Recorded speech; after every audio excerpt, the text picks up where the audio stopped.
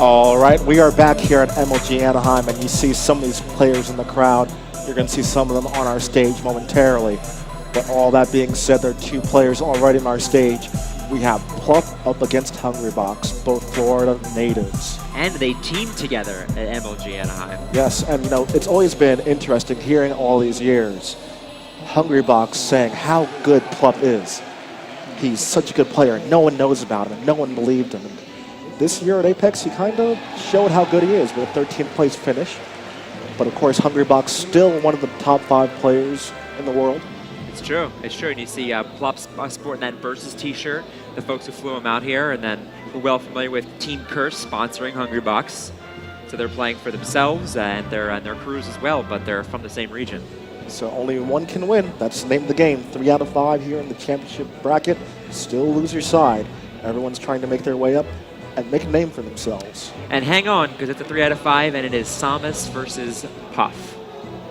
So that's gonna be a match that I think people are going to be losing their stocks at really high percents. There's not a lot of chance for low KO stock taking. So this is live, by the way. You saw the shield. That means we're good to go. Now, one thing that it kind of is odd for a lot of Samus to deal with is Puff actually being able to go off stage and challenge the recovery.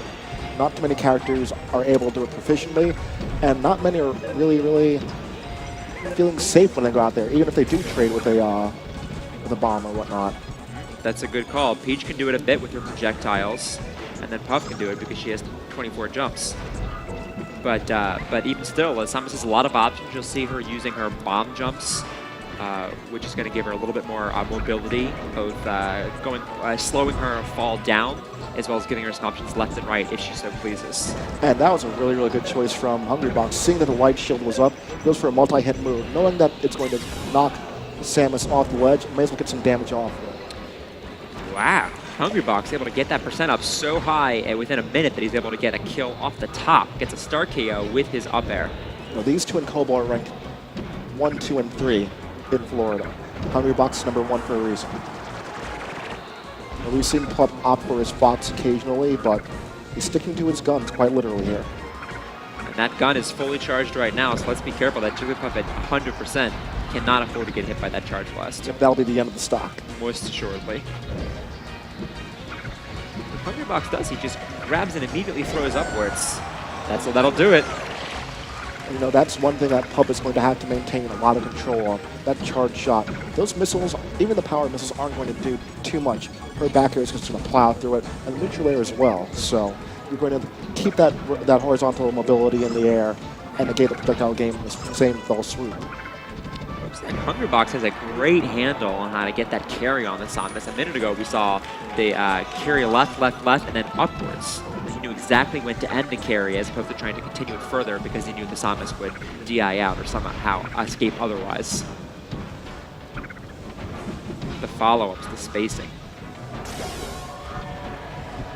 Plup really is, he gets so many of those grabs. It's kind of uncanny for Samus players to get as many grabs as Plup does, but somehow he's just able to pull it out. Ooh, whoa. I like it, and we're seeing a 3-stock-to-1 lead a lot earlier than I would have expected. Hungrybox showing a command of the matchup and perhaps even a commanding knowledge of Plup. You know, they say it's, I don't know for sure how much these two train, but I know they're from the same area, and I know that it feels almost impossible to beat the person who trained you because they showed you how to play the game in the first place. They know your tricks, they know your weaknesses. It's the old adage, I taught you everything you know everything I know. Yeah, exactly. Exactly. Samus firing off that charge blast, and you can't blame her. I mean, honestly, it's now or never. We need some quick KOs. Yeah. Speaking of quick KO, there's another one, but the war of attrition certainly favors Hungrybox and Pup right now. One thing that we're definitely going to see a lot of from Hungrybox in this matchup, even though Samus is kind of heavy, still falls victim for that down air to up smash confirm.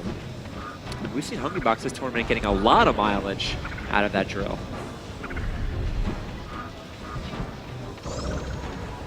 B, that safe option we talked about earlier. Hungrybox, so many options to get out there. You see him use the aerial there to hit through the missile and not take any damage. That's first game. Good. Looks like Plup had missed the grapple hook there and was gonna fall, but Hungrybox said, no, I got you, bro. I'll take care of this. Wouldn't want to see you fall so disgracefully. And nothing that can be done. No return from grace. All right, let's try it again on a smaller stage. Let's do it on Yoshi Story.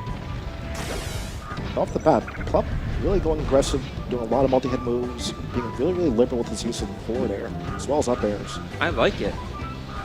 Dash dances for days. That's also one thing he has to be really concerned of, is his move selection, because so many of his moves on shield are going to be punished by rest.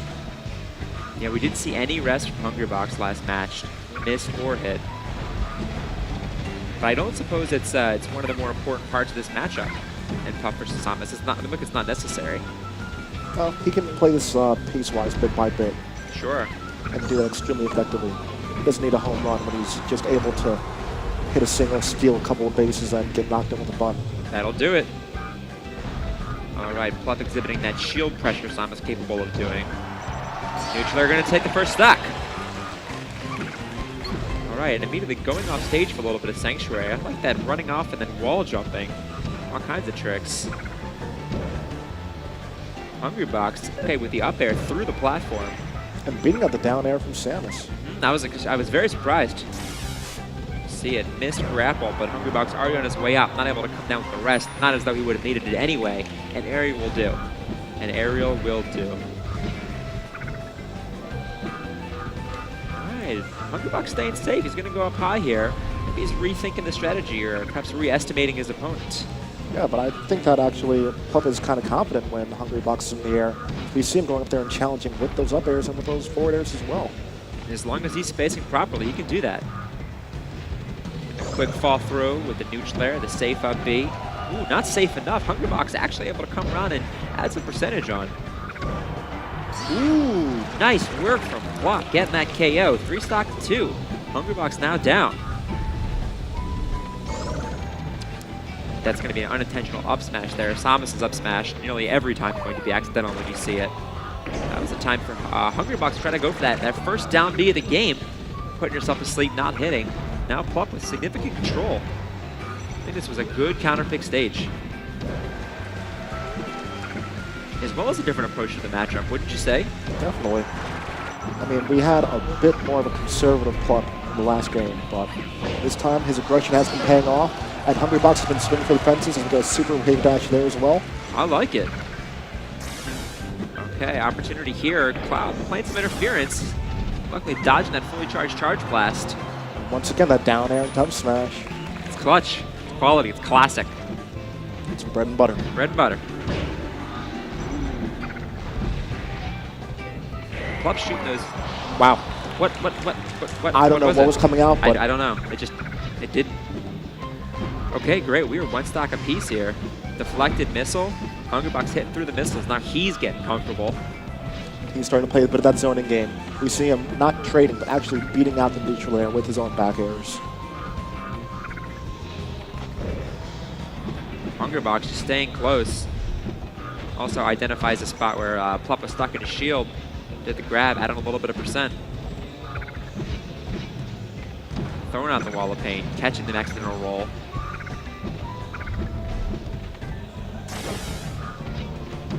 Not taking any damage from the grab. Hungrybox has hardly taken any damage. It's just been a really, really strong couple of stocks in a row for him. Hungrybox is playing his game, and when he's doing that, odds are not good at all. But Plup nearly converted that into a big KO. Yeah. Nearly. Plup wants so much that aerial, throwing out those aerials. One of them will kill. But that's going to be a jump. The carry. The carry. Oof. Okay, looking good. 2 wins to 0 wins in Hungrybox's favor. And the tails are on their faces right now. The what? The tails are on their faces right now. Like telling tales? Yeah. It is so true. You know, we saw a bit of defeat in Plup's eyes, but he played extremely well, but towards the end he just fell apart. Hungrybox is a great competitor to watch because you see the highs and lows in his face, the celebrations after the wins. Second probably only the Mewtwo Kings. We're gonna see some of that later today, I'm quite sure. All right, let's see if Plup is able to keep the energy up and play just as aggressive as he did at the beginning of last game, which is what enabled him to get that lead in the first place, which was 3 stock to 1 at some point before Hungrybox went off and brought it back. Okay, I like Plup's movement here. I like playing a defensive, and you can play an aggressive defense if you will, if you just, once again, it all comes back to spacing. Right. And he's able to do that. You're able to just be far enough away that it's defensive, but continuously throwing out moves, and that's your offense. But also, Plup right now is just really trying to get back to center stage, and that's one thing that Plup is so good at, just controlling angles of approach. Well, that's what ended last game, was that carry over to the right side. So you can see when Samus does that aerial, when she hits those little floating, they look like fish to me. I don't think they actually are. It's gonna Propeller Shy Guys. They're not fish? Propeller Shy Guys. Couldn't a Shy Guy be a type of fish?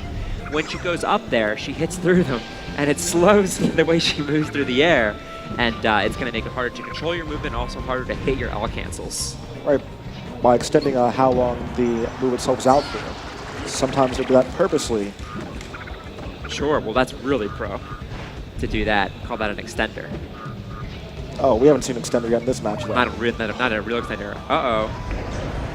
Oh, we love it. Wow. We love it. Missile to smash, maximum damage, maximum capitalization, and now Plup, another 3 stock to 1 stock lead, just like we saw last match. And not only did Hungrybox start playing better last round, but he also got a rest off. And that, of course, can be so demoralizing as well. That's what changed it around. But right now, I think this one is over. Commanding 3 stock victory. 2-1. Still got some fight on Plup, okay. He's not laying down. But that focus on his face is still intact. It's good. So if you're Hungrybox, I don't know where you go. To Dreamland is the answer. Okay, hang on, kids. We're at Dreamland. Let's do it. Now we can see, even though the stages, the sides on the left and right are seemingly infinitely far away, a theoretical carry done properly could take any character, any percent.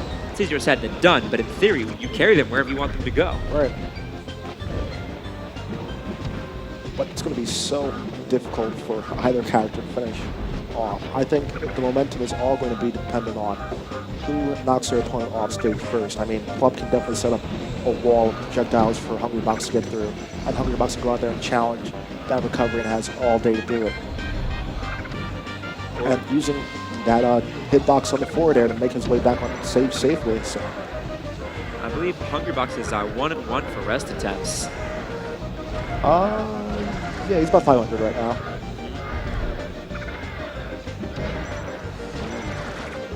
Crowd rooting for Samus. She gets that fully charged charge blast at 94%. Plup wants to avoid it. Ooh, the back air! Amazing spacing on that one. Good. That move is so strong, that back air. It shocks me every time. The power. Right, but now the Samus high enough that that back air hits her far enough away. No, the carry not an option. Right, it's strong. Not strong enough to kill, too strong to carry. The dilemma.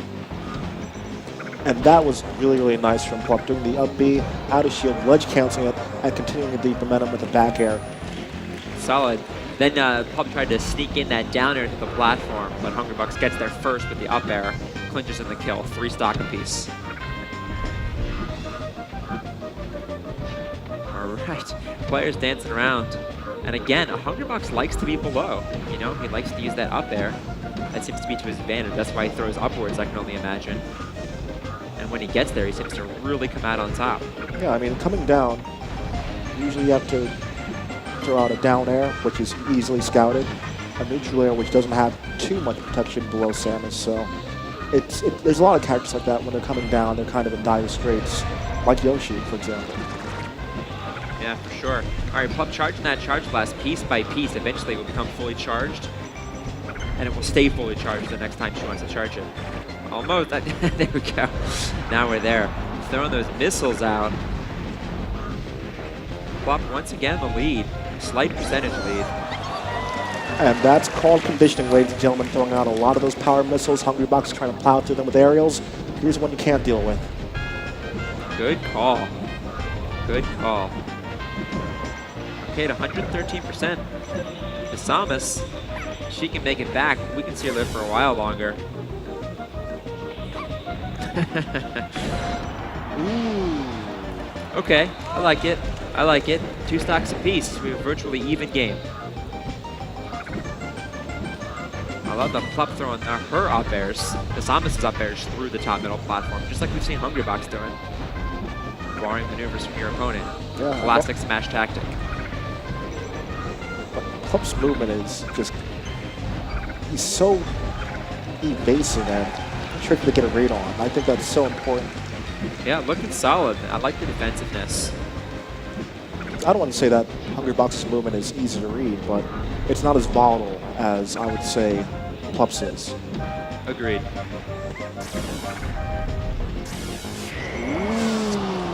That laggy grab. That's it. Okay, a solid punish, but not half of what he needed to try to bring this close. I'd say it's 66%. It's a solid lead for Hungrybox right now, but what could be Plup's last match of the tournament.